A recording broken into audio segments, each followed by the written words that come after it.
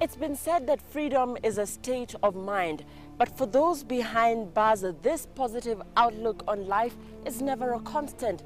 Some days are good, while others are really bad.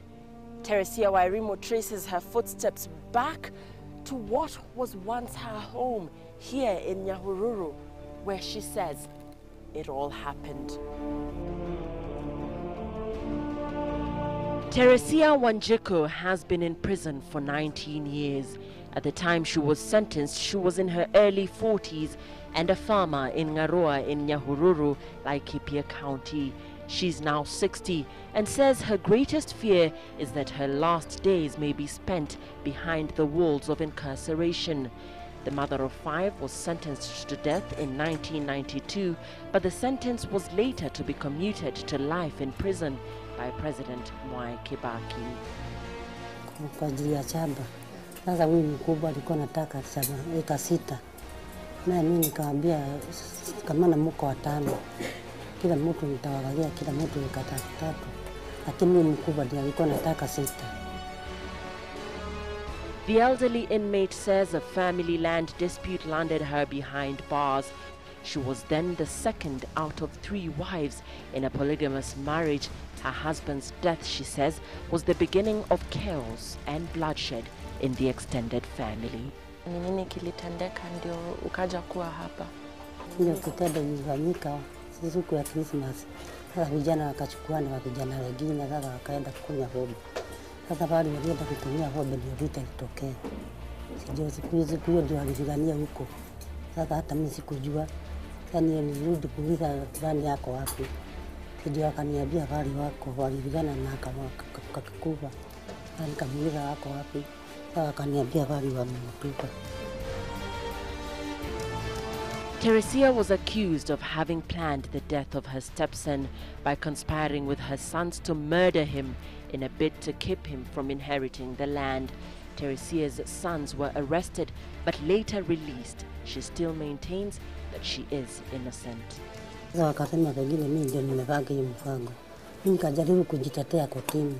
Mimi sikujua hiyo kitu kama na walikuwa wanaenda kukunywa pombe. Sasa walipigania mimi sijui. Sasa nikasemekana mimi ndio mwenye hiyo maneno. I traced her footsteps back to her home in Nyahururu through the help of her 24-year-old daughter, Wairimo.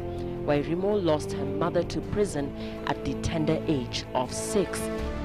Mama ndio kila kitu. Kikosa mama hata mwezi kaa pamoja. Sasa hata sisi tumekaa brother goko huko mwingine ako huko tatukagi pamoja.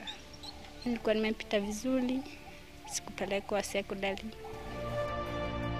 It's been 2 decades since Teresia was last seen here, and few, if any people at all, know her.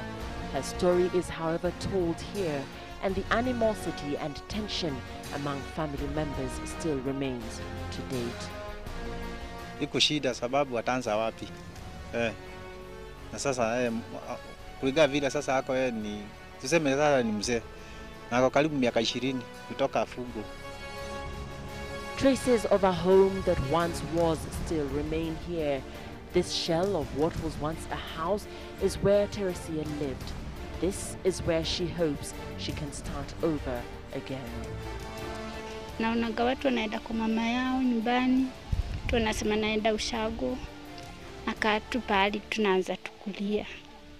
Nafikiria tu mamangu, kikaka tu pia mimi naenda huko Langata na mvisit. Though it's hard and extremely painful for her to see her aging mother locked up in prison, Wairimo visits her mother frequently at the Langata Women's Prison and says she cherishes every minute they spend together. Na miss tu life ya mama. Akam tu nione tu life yake na mimi. For this aging lady, a lifetime behind bars has been quite a bitter pill to swallow. Mpaka sasa naona kama Mungu ananichukia kwa maana hakuna kitu. Sioni vile inaweza toka hapa. Wanakuja wanamaliza miaka yao, wanaenda. Naona tena kibugu kama hii ya life, si kibugu mzuri. Maana mjui utatoka nini. She's one among many other inmates who have acquired several skills through prison's rehabilitative programs. Unfortunately, she does not know when or if she will ever walk out of these gates a free woman again.